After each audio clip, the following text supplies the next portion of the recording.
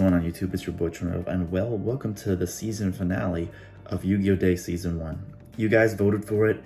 I played pure heroes just like you guys asked for the last episode. If you guys are new to the channel, please destroy that subscribe button. We are on the march for 1,000 subscribers, and also hit that thumbs up button. Round 1, Game 1, we are playing against Dark Magicians, so basically a new player. But I'm going to continue talking about the season finale. So I figured I would end the season off with the new format coming in Monday. This was the last Yu-Gi-Oh! Day with the format we've been stuck with for quite a while. And Heroes will be full power in the new season, so I'm going to be able to try Branded Heroes full power, Heroes full power, Neos full power, so it's going to be insane, you guys. So I can't wait. I figured it would be pretty good to end the season with 11 episodes and start a new season with this new format we're coming in with basically full power hero season. So it's gonna be absolutely great, and I can't wait to film another episode of Yu-Gi-Oh! Day for you guys. But as you can see, in this game I go full power. I did the Fusion Destiny, made Dominance. I gave him Dark Magician Girl on his top deck, which is kind of funny because I gave him the Dark Angel, and I'm like, oh, he could just tribute the Dark Angel for Dark Magician Girl, but he was kind of a newer player, I guess, just trying to get back into the game. As you can see, my hero playmat's on his side of the field, so he didn't have a playmat, and like the sleeves were like, you know, like magic size sleeves, I think. So it's like, you know, it's just one of those things where it's like you just, you know, you got to get back started somewhere. So as you can see, the same thing's pretty much gonna happen in game 2. He goes first. It's gonna just be a set 2 pass, and then I just get to go full power Stratos, and then I basically just go full power, and it's gonna be all she wrote for game 1. But yeah, I'm excited for this new season. What sucks is there was, not my opponent, but the other people on my left and right, everybody had Mystic Mine, and I'm just like, oh my gosh. I'm like, what are we gonna do, guys? Like, why did Konami not ban that card? Like, literally everybody, I swear everybody was playing Mystic Mine, and it was terrible. But I did have some spice for you guys for Mystic Mine, and you'll see it in one of these games. On to round 2, game 1 against Trap Tricks. Normally, I usually play this person a lot when he's able to play, because he also works at the shop. But when he's able to play, I always know he's playing Trap Tricks, and we usually have a pretty good matchup against each other. As you can see, I open up the Feather Duster, and he changed Dimension Shifter, and that really, really hurt. Because what I should have done, I should have just ended my turn, but I didn't want to just, you know, not have any bodies on board. But as you can see, I ended up taking the game anyway. I had an imperm for the Ecclesia, and I was just worried about the back row, but he sets a bottomless, but I was just trying to bait the bottomless so much, and he just never used it. But I guess he was waiting for like a lot bigger monster for it. When he made the Abyss Dweller, unfortunately, I had like Foolish Burial, as you can see, but he didn't respond with Abyss Dweller, so I was actually able to get Shadow Mist's effect off, because it was sent, Shadow Mist effect activated, then he chained Abyss Dweller, but you know, Shadow Mist was still able to go through because it already activated. Then I go Stratos. I used Ferris just to discard a hero so I could special summon a monster, clear the board, and he made the prison guy. No, he revealed it. It's just revealed, sorry, it's not on the field. I go into my Link monster, get the Decider so I can add a hero back. I believe I added the Stratos back. I'm pretty positive I did during the end phase. I added Liquid Soldier, normal Liquid. This was like a different turn, by the way. Get Shadow Mist to get another Mass Change. And then I actually use Mass Change on Acid, so I can get rid of the back row. But I do it when his turn starts, so that way the Heaven Prison guy is not revealed anymore. So then I make Acid, and then he actually Judgments the Acid. So then I Mass Change and make a Dark Law, and then the Prison came out. I don't remember the card's full name for some reason. But he pretty much just gonna scoop because he knows if he could have just swung at the Dark Claw, but he knows I have the Honest Neos ready, and I could just be able to swing for game next turn. So on to game 2. I guess I kind of fast forwarded it a little bit, but I normal Stratos, he activates D-Shifter. I had Call By, but I should have just saved that Call By because I didn't really have any kind of plays to keep going. So what's crazy is he actually has another D-Shifter because there's no monsters in his grave. So I take the 11 here. So when my turn starts, he changed D-Shifter. Well, his turn was ending, and he changed D-Shifter anyway on the end phase. So that, and I had to set a card. It was Dark Angel. Killed the Dark Angel, which is, you know, it's banished. No, because he did it on his turn. Well, I don't remember what happened. Dark Angel went to grave for some reason. I don't remember why.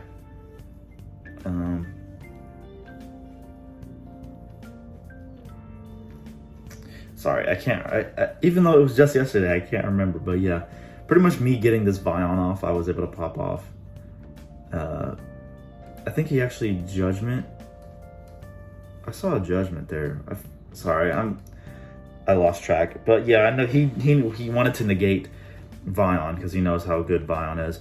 But when my turn starts again, I top deck another Vion, which was great. And he had a Parallax Seas, but he actually banished. He actually had one in his hand, and the other one got banished. So I top deck Vion, Sense Shadow Mist, search for Mally, add Poly, and then I Polymerization into you know who, Trinity, and I swing at the Parallax Seas for exactly 4,000 for a game. So we're XO right now. So this game against Tearlaments was like super stressful because like this. I believe this is like the second time I've played against this opponent. I think the last time it was with Neos though, and yeah, he kind of gets stressed out about my deck because I guess he doesn't really know it. But there's a few things about this game that kind of frustrated me too. Like as a Yu-Gi-Oh player, if you play certain ways, like there's certain rulings you should just know, and like when it doesn't happen, it's just kind of annoying. But thankfully he played the Mothman. I actually hit it, so I got to draw, discard, get a Shadow Mist effect, add Liquid Soldier, because as you can see, I do have increase in my hand. But I did have Polymerization as well, so that's why I added the increase. ZZ's popping off. I activate Nibiru when I see the elf, and this actually quite hurts him quite a bit because there was no more Tearlaments cards that were able to activate that got sent, and then he's just setting a card pass, and I'm, feeling like I'm pretty good. I start off with Polymerization, make Sunrise, I draw 2, discard 1, add Miracle. Well, actually, I already had the Miracle Fusion in my hand as well, so I just draw 2, discard 1. I drew a Ferris, discarded the Ferris, activate the Miracle, have Absolute Zero, and I believe he activates some kind of trap card, I believe, soon, because I'm about to leave main phase. He activates Super Poly, that's what it was. The Nibiru and the Sunrise make this Mud Dragon, which actually boosts like Absolute Zero to 3,000, but it didn't matter because Swamp had like really, really low defense anyway. So I just had to pass my turn, unfortunately, with that. I'm hoping there wasn't very much he could do because he was thinking about Ab-Zero. Something about Ab-Zero like makes people think so hard. It's like they're just like, dang, I need to get rid of this guy. He attempts to flip Absolute Zero. I don't know why. So I was kind of just like, you know what? Let me activate Imperm. It's gonna negate his card in the back row as well. And the Nibiru token wasn't big enough because it was only 22. And I figured he wants to get rid of the Ab-Zero so he could probably do some plays. As you can see, I'm trying out Pot of Prosperity. I only have 1 copy, but I'd rather play the 1 copy because it's only once per turn anyway, and it's just one of those cards where it kind of had helped me in this grind game here. I had a Stratos off it. I already used Ab-Zero. I already used Liquid Soldier and banished him. So I was like, you know what? The Pot of Prosperity is fine. I'm not going to be drawing any cards anymore. So I killed the token. with, I actually swing at the token with Stratos, so I can actually get, I should have actually swung at Fairy Tale Snow, so I would have only taken 50 damage. So I wanted to get my increase, as you can see why, because it was like big brain time, because I got the increase with the Ab-Zero, so I'm like, okay, I can wipe the board anytime I want, and not during when my opponent wants to do it. He actually takes my Shadow Mist with the Link monster, and I'm like, cool, that's fine, because when it comes to Grave, I'll get its effect again to search. So I was actually able to search off of him making that. So he links him off for Sharp Logic. I get to search for a monster. Now he's activating Fairy Tale Snow to summon to the zone where Sharp Logic points to. And then I'm chaining Absolute Zero. And then we were just trying to get a ruling because he thinks Sharp Logic was going to be able to come back. But I'm like, no, he's going to die before... He didn't get to banish himself yet. So he's going to die first. So he will not come back because he didn't get banished. Because he's going to go to Grave. But I had to waste Increase, sadly, to do it, because Vion... I should have just not declared Increase's effect. I should have just, like, summoned it and not used its effect. I don't know what I was doing, because I should have just, like, let Increase just, like, not activate. I should have just, like, activated it to get rid of the Absolute Zero, but not activate his... I don't even think I would have been able to activate his on-field effect. It would have missed timing, so... I kind of misplayed there, so I kind of lost a Vion for no reason. But yeah, and then sadly, I set a Hero Lives. I wish I didn't set that card. I set it as a bluff, but now I kind of lost a Hero Lives, so...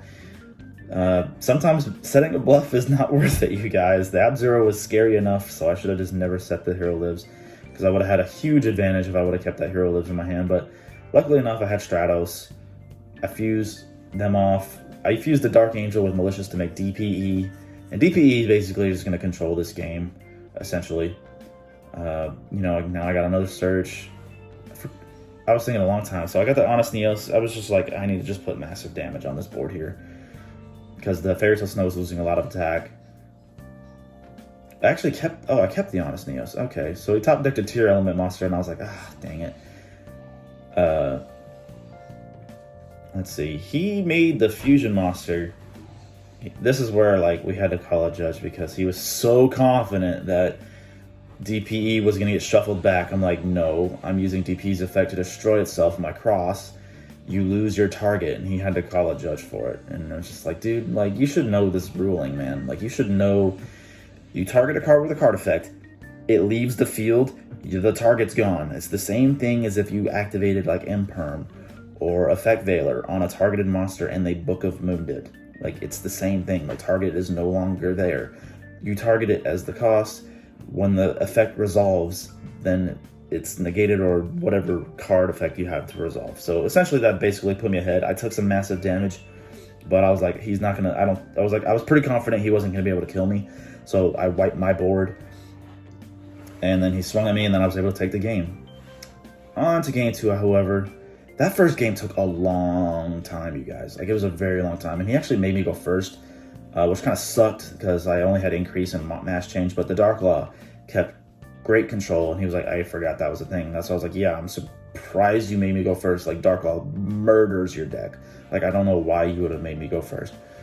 But as you can see, I had Mouse Click in my hand. This is the card tech I might do a video on. Yeah, and see, he activates the field spell. I activate Mouse Click, the one in my hand. So specials, it kind of negates the field spell. I wish I did it in defense. Otherwise, I wouldn't have took that 100 damage.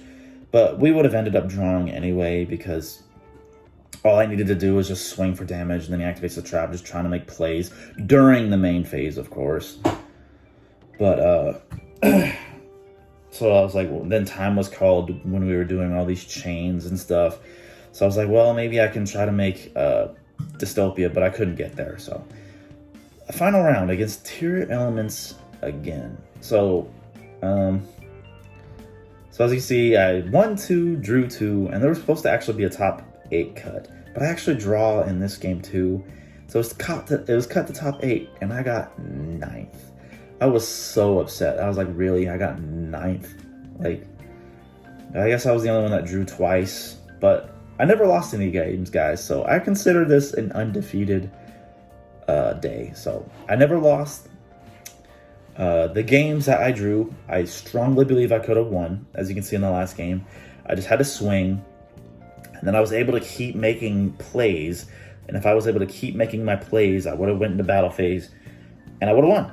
So yeah. As you can see, my opponent he's gonna go nuts. I opened up no hand traps. I opened up no counter responses. So yeah, it was kind of scary because I was like, oh god, I have nothing. But I forgot. He had an Appaloosa. A hero lives.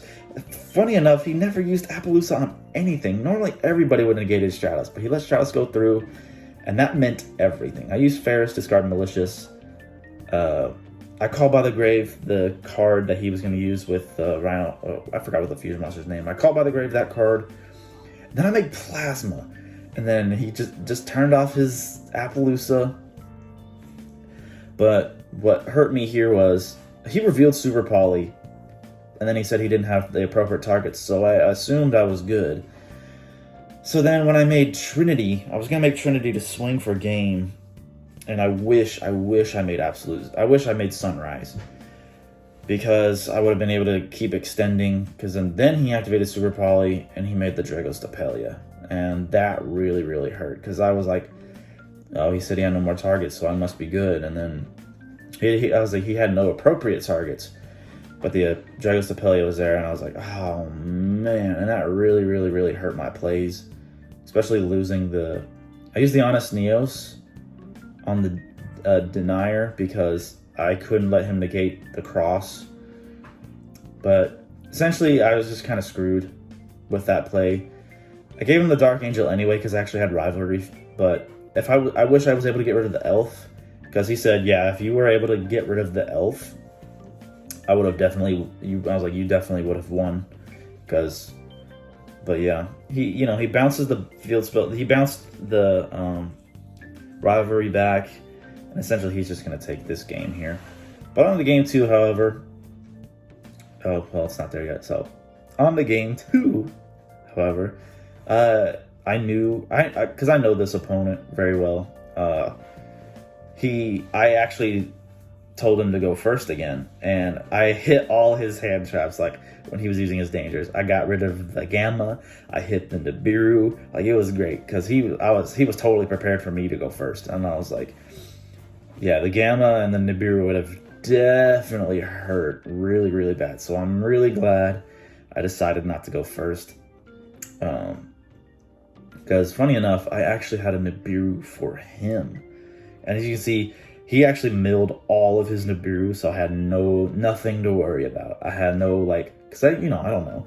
There was no cross-out designator to worry about. I don't have to worry about Nibiru on his turn because he lost all 3 of them. But yeah, Nibiru is good again, you guys, especially now with, I know this is still this past format, but Nibiru is, really good. You gotta respect the Nibiru.